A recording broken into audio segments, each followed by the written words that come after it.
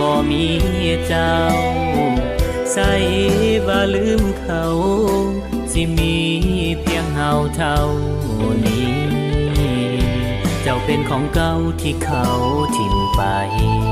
อายก็ยังหับได้พอฮักคนดีคันเจ้าเลือกเขามือนี้อายคงบ่มีชีวิต